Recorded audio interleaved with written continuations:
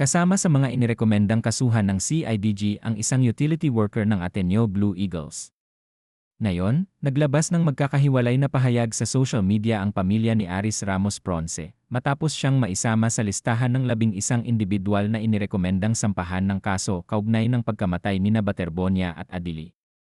Ayon sa kanyang anak na si May Ponce Legaspi, utility personnel lamang ang kanyang ama at wala umanong kaalaman o kapangyarihan sa isinagawang training. Anya, ang tungkulin lamang ng kanyang ama ay magdala ng mga gamit, basketball, tubig, at tumulong sa iba pang logistical na pangangailangan ng koponan. Ibinahagi rin niya na noong June 8, araw ng insidente, ay birthday ng kanyang ama. Sa halip na magdiwang kasama ang pamilya, pinili umano nitong pumasok sa trabaho upang maitaguyod ang kanilang kabuhayan.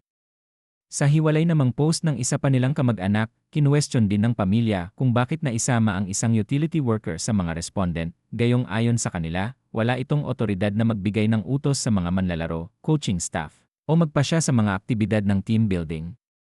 Nanawagan din sila sa CIDG, NBI, at mga prosecutor na masusing suriin ang aktual na partisipasyon, responsibilidad, at otoridad ng bawat taong sangkot sa insidente.